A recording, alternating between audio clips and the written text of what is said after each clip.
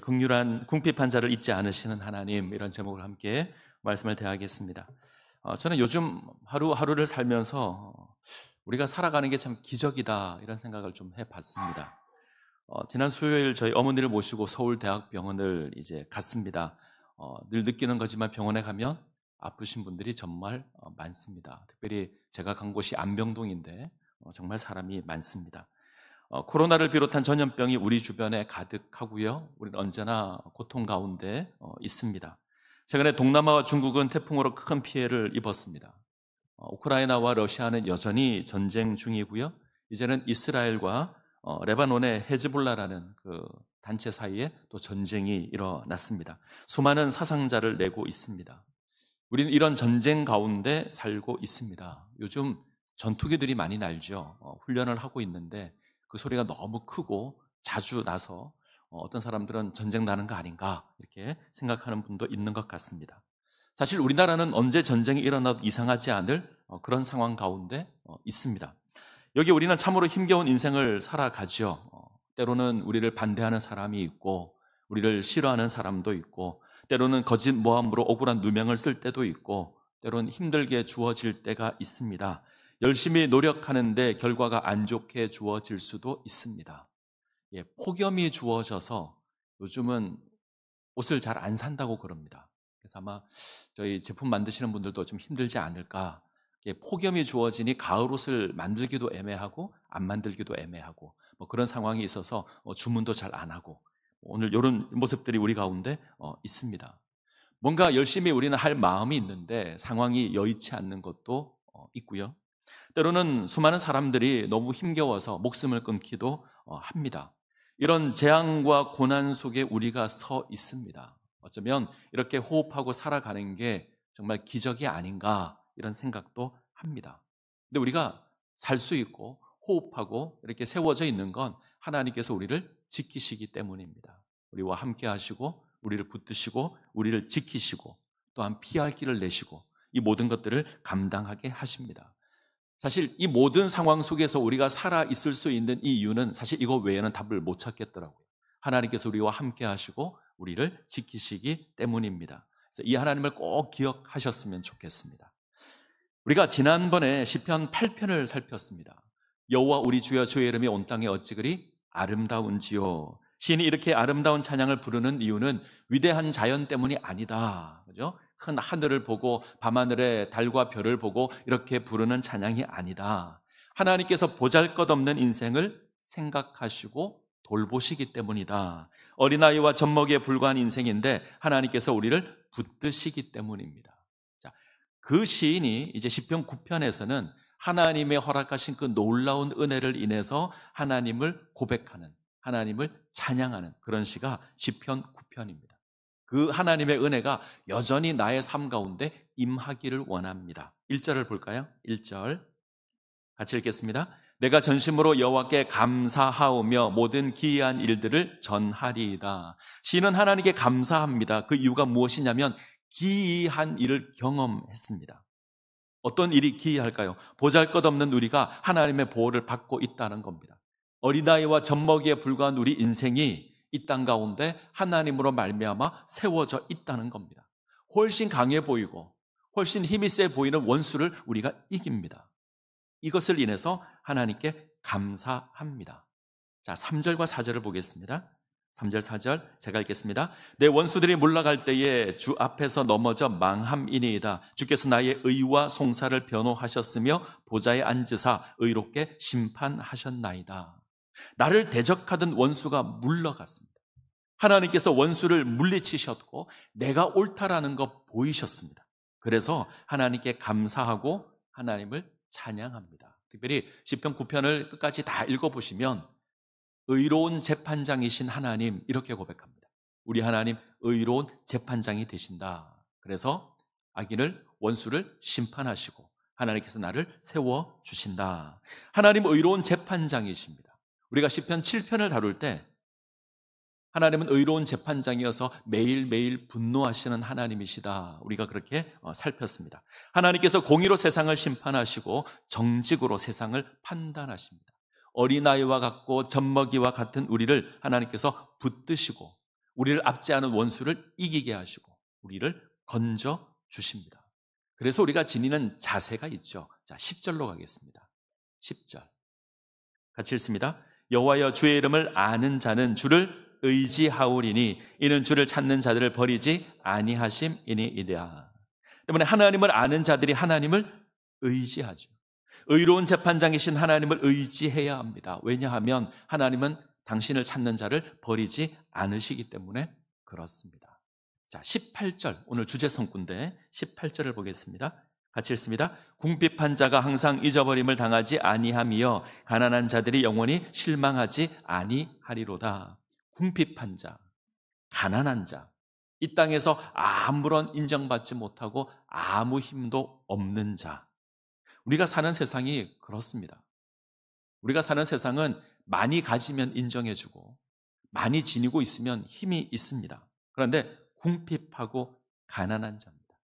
세상에서 힘을 지니지 못한 자입니다. 그런데 하나님께서 잊지 않으실 겁니다. 하나님께서 기억하실 겁니다. 하나님께서 우리로 하여금 실망하지 않게 하실 겁니다. 이것을 아는 시인이 하나님께 기도하는데, 자, 19절 20절입니다. 19절 20절 같이 읽습니다.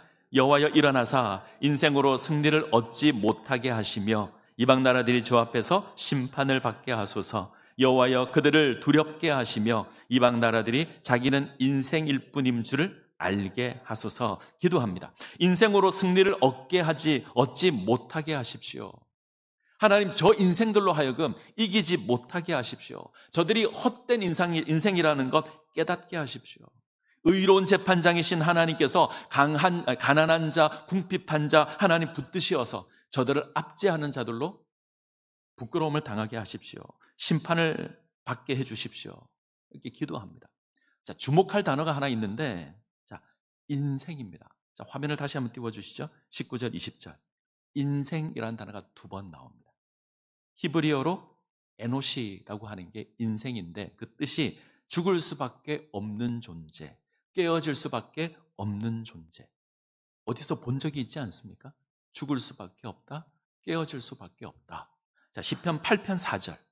8편 4절을 보시면 사람이 무엇이기에 주께서 그를 생각하시며 인자가 무엇이기에 주께서 그를 돌보시나이까. 여기서 사람, 이게 에노시입니다. 사람, 죽을 수밖에 없는 존재. 근데 하나님께서 생각하시고 돌봐주셔서 존귀한 존재로 세우셨습니다. 죽을 수밖에 없고 깨어질 수밖에 없는 연약한 인생인데 하나님 생각하셨고 돌보아 주셨습니다. 그래서 우리를 세웠습니다. 근데 9편에서는 반대로 이야기합니다. 세상에서 힘있고 존귀하다고 말하는 저들이 죽을 수밖에 없는 인생이라는 것 알게 하십시오. 하나님, 세상에 강해 보이는 저들이 정말 보잘것없다는 것 하나님 깨닫게 해 주십시오. 하나님을 거역하는 존재가 한낱 먼지에 불과하다는 것 알게 해 주십시오. 이렇게 간구하는 겁니다. 우리는 세상 기준에서 보면 보잘것없습니다. 궁핍하고 가난하고. 근데 하나님께서 잊지 않으시고 우리를 지켜주시고 우리를 생각하시고 돌봐주셔서 존귀하게 세우실 겁니다. 그러나 반대로 세상에 힘 있다고 이야기하는, 세상에 능력이 있다고 이야기하는 자들, 하나님께서 그들을 쳐셔서 그들이 정말 보잘것없다는 것 하나님께서 보여주실 겁니다. 왜? 우리 하나님 의로운 재판장이셔서 하나님 이렇게 하실 겁니다. 때문에 우리가 당당하게 사는 겁니다. 때로 우리가 가난하게 주어질 수 있고 때로 우리가 궁핍하게 주어질 수 있지만 하나님 우리를 기억하시고 하나님 우리를 돌보시기에 우리가 당당하게 사는 겁니다. 제가 저희 집 2호에게 5만 원짜리를 보여주고요. 너 이거 가질래? 그래 봤습니다. 그러면 뭐라 그럴까요? 받겠다 그러겠죠? 그래서 제가 보는 앞에서 돈을 좀 구겼습니다. 구겼고 다시 물었습니다. 이거 너 가질래? 그러니까 갑자기 좀 심각해졌어요. 아빠가 왜 이러지? 이렇게 심각하다가 받겠다 그럽니다. 제가 바닥에 떨어뜨리고 발로 한번 밟았어요. 막 밟고 다시 줬습니다. 이거 너 가질래? 한참을 고민하더니 왜 고민했는지는 나중에 알았습니다. 한참을 고민하더니 받겠다 그럽니다. 그래서 얘가 왜 고민했을까 궁금했는데 아빠 이거 설교 때 이야기하려고 이러는 거지? 그러더라고요. 아마 자기 딴에는 고민을 한 거예요. 내가 어떻게 행동하는 게 내가 그래가지고 망설였는데 자, 잘 생각해 보시죠. 제가 구겼고 제가 밟았습니다. 그런데 여전히 5만 원을 받겠다고 합니다. 왜 그렇죠? 구겼고 밟았지만 5만 원이에요. 5만 원의 가치가 있습니다. 이걸 가지고 슈퍼에 가면 맛있는 걸 사 먹을 수 있습니다. 5만 원짜리 지폐는 마구 구기고 발로 밟고 더럽게 된다고 해도 가치가 안 줄어듭니다. 여전히 5만 원입니다. 항상 5만 원의 가치가 있습니다. 우리는 인생이란 무대를 살아가면서 여러 번 바닥에 떨어지고 밟힐 때도 있고요. 더러워지는 때도 있습니다. 압제당하고 어려운 일을 당하고 실패라는 이름으로, 패배라는 이름으로 아픔을 겪을 수도 있습니다. 그런 아픔을 겪고 고통을 당하고 가난하게 되면 대부분의 사람들은 나는 보잘것없다, 나는 가치 없다 이렇게 생각하지만 우리는 아니죠. 아니, 하나님은 아닙니다. 하나님은 여전히 우리를 존귀한 존재로 보십니다. 여전히 하나님의 자녀로 보시고 여전히 하나님의 백성으로 보시고 하나님의 형상으로 보십니다. 우리가 이 땅에 가난하게 되어도, 우리가 이 땅에서 궁핍하게 되어도 하나님은 여전히 우리를 하나님의 자녀로 보십니다. 잊지 않고요, 우리를 돌보십니다. 그래서 우리가 힘을 내고 용기를 내어야 합니다. 자, 9절 표제를 한번 보시죠. 1절 위에 표제를 제가 읽겠습니다. 다윗의 시 인도자를 따라 룻라벤에 맞춘 노래. 자, 어려운 단어가 하나 있죠. 룻라벤. 이 벤이라는 말은 히브리어로 아들이라는 말입니다. 그러면 룻랍의 아들 뭐 이렇게 될 텐데, 학자들은 이 단어를 고민을 많이 합니다. 하나는 악상기호일 거다. 노래를 부를 때 뭐 세게 부르라, 약하게 부르라 이런 것처럼 악상기호일 거다라고 하는 부류가 하나. 또 하나는 이 단어를 그대로 해석했습니다. 해석하면 아들의 죽음이라는 뜻입니다. 아들의 죽음. 아들의 죽음 좀 이상하다. 약간 표현을 바꿔서 용사의 죽음으로 해석합니다. 용사의 죽음. 그래서 어떻게 연결시키냐면, 자, 다윗 인생에 큰 용사가 하나 등장하죠. 다윗과 싸웠던 골리앗이 있습니다. 그래서 골리앗과 싸운 이후에 그것을 기억하고 부른 노래가 아닐까 이렇게 생각합니다. 골리앗과 싸워서 이긴 이후에 아마 시간이 좀 지나서 그 일을 기억하고 부른 노래. 상대방은 엄청난 거인이고 골리앗과 싸울 때 다윗은 목동이었고 그 둘의 싸움에서 다윗이 이긴 이후에 부른 노래다. 이렇게 생각하고 보시면 내용이 좀 자연스럽습니다. 자, 이 해석을 받아들이면 본문을 이해하는 게 좀 쉽습니다. 1절을 다시 보시면 내가 전심으로 여호와께 감사하오며 주의 모든 기이한 일을 전하리이다. 이때 기이한 일은요, 골리앗과 싸워서 이긴 일입니다. 이때 다윗은 어떤 존재였죠? 다윗은 유대 베들레헴 출신입니다. 유대 베들레헴은 유대 땅에서, 이스라엘 땅에서 가장 보잘것없는 작은 동네입니다. 이곳에 이새의 아들로 태어나는데 8번째 아들입니다. 완전수 7에 포함되지 않은 8번째 아들, 아무도 관심 가지지 않는 아들, 보잘것없는 것으로 취급당했던 아들. 선지자 사무엘이 내려왔지만 7째 아들까지는 불렀는데 8번째 다윗은 부르지 않았습니다. 들에 나가서 양이나 쳐라, 이렇게 초대받지 못했던 아들이 다윗입니다. 귀한 자리에 부를 만한 존재는 아니라는 겁니다. 자기 가족 내에서도 대접받지 못했던 존재가 다윗입니다. 성경을 보면 다윗이란 이름보다 막내란 이름으로 먼저 등장합니다. 사무엘이 묻습니다. 또 아들이 있지 않느냐? 그러자 말째가 하나 있다. 예전 번역은요. 요즘 번역은 막내가 하나 있다. 이 막내에 해당하는 히브리어 단어가 카톤인데, 막내라는 뜻이 있지만 좀 더 정확한 뜻은 보잘것없다, 비천하다, 뭐 부를 만한 존재가 아닙니다, 이런 뜻입니다. 근데 하나님께서 이 존재에게 기름을 부어서 이스라엘 왕으로 세웠습니다. 자, 골리앗과의 싸움은 사람 눈에는 위대한 용사와 보잘것없는 소년의 싸움입니다. 그러나 영적인 눈으로 보게 되면 하나님을 모르는 이방의 위대한 용사와 하나님께서 세우신 이스라엘 왕의 대결입니다. 세상의 존귀한 자와 하나님이 택한 자의 싸움인데, 그것을 인간적인 눈으로 보게 되면 세상의 위대한 용사와 정말 보잘것없는 목동의 싸움입니다. 하나님의 백성은 이 전쟁터에서 철 모르는 존재로 취급당합니다. 그런데 하나님께서 이 보잘것없는 다윗으로 이기게 하십니다. 위대한 골리앗과 싸워서 이깁니다. 너무너무 보잘것없는 존재인데 이깁니다. 하나님 그렇게 하십니다. 가난하고 궁핍한 자를 생각하시고 돌보시는 겁니다. 이게 골리앗 사건만은 아닙니다. 다윗은 여전히 보잘것없는 존재입니다. 사울의 시기와 질투로 도망자가 됩니다. 원수의 땅으로 도망가고 미치광이가 됩니다. 그러나 의로운 재판장이신 하나님께서 다윗을 기억하시고 다윗을 지키시고 다윗을 이스라엘의 왕으로 세워 가십니다. 그래서 다윗이 고백하는 것이 18절입니다. 궁핍한 자가 항상 잊어버림을 당하지 아니하며 가난한 자들이 영원히 실망하지 아니하리로다. 궁핍한 자가 잊혀짐을 당하지 않습니다. 가난한 자가 실망하지 않을 겁니다. 하나님은 당신의 백성을 지키실 겁니다. 당신의 백성이 때로는 가난하고 때로는 궁핍할지라도 하나님 기억하시고 지키셔서 그를 세우실 겁니다. 가로막는 골리앗 이기게 하실 것이고 시기와 질투로 쫓아오는 사울을 이기게 하실 겁니다. 의로운 재판장이신 하나님 그렇게 하실 겁니다.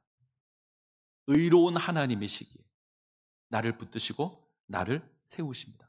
때문에 내가 이 땅에서 가난할 수 있고 이 땅에서 궁핍할 수 있지만 우리가 실망하지 않는 겁니다. 하나님께서 세우실 겁니다. 분명 이 땅에서 궁핍함은 주목받지 못합니다. 가난은 소망을 희미하게 하는 겁니다. 궁핍하고 가난하면 사람들이 주목하지 않을 겁니다. 그런데 하나님은 기억하십니다. 하나님은 우리를 붙드십니다. 하나님 궁핍한 자를 기억하십니다. 하나님 가난한 자를 잊지 않으십니다. 악인의 형통은 영원하지 않을 겁니다. 동일하게 우리의 고통도 영원하지 않을 겁니다. 하나님 우리의 궁핍을, 우리의 가난을 찬양의 제목으로 바꾸실 겁니다. 우리를 영화롭게 하실 것이고 우리를 온전한 모습으로 세워주실 겁니다. 하나님 나를 잊으신 것 아닐까 이런 생각이 우리 가운데 들 수 있습니다. 이 땅에서 내가 구겨짐을 당할 때, 이 땅에서 내가 짓밟힐 때 어쩌면 우리는 하나님 나를 잊으신 것 아닌가 이런 생각을 가질 수 있습니다. 그런데 하나님이 우리를 바라보시는 그 가치는 변함이 없습니다. 우리의 가치는 동일합니다. 우리를 잊지 않으시고 지키시고 붙드시는 하나님. 때로 골리앗이 우리를 가로막아도 이기게 하실 것이고요. 사울이 우리를 가로막아도 하나님 이기게 하실 겁니다. 우리가 어린아이와 같고 젖먹이와 같지만 하나님 우리를 세워서 원수를 이기게 하실 겁니다. 자, 13절 14절 볼까요? 13절 14절 같이 읽습니다. 여호와여 내게 은혜를 베푸소서. 나를 사망의 문에서 일으키시는 주여, 나를 미워하시는 자에게서 받은 나의 고통을 보소서. 그리하시면 내가 주의 찬송을 다 전할 것이요 딸 시온의 문에서 주의 구원을 기뻐하리이다. 자, 잘 보시죠. 문이 두 개 나옵니다. 사망의 문 그리고요 시온의 문. 하나님께서 사망의 문에 가는 우리를 일으켜 세우실 겁니다.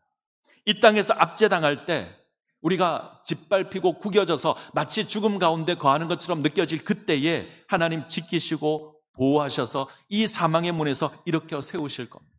골리앗에게서 건지실 것이고 사울에게서 건지실 겁니다. 그리고 우리를 시온의 문에 세우실 겁니다. 하나님께서 임재하시고 하나님께서 다스리시는 그 시온의 문에 우리를 세우실 겁니다. 우리를 영광스럽게 할 겁니다. 우리가 고통당하는 이 땅에 거하지만 우리가 살아가는 이 세상은 여전히 우리가 고통당하고 어려움을 당하지만 하나님의 영원한 나라에서는 우리가 존귀하게 세워질 겁니다. 영광 가운데 세워질 겁니다. 우리가 그 하나님의 나라를 소망하며 이 땅에서 당당하게 살아가는 겁니다. 이 은혜를 누리시기를 간절히 소원합니다. 같이 찬양하겠습니다.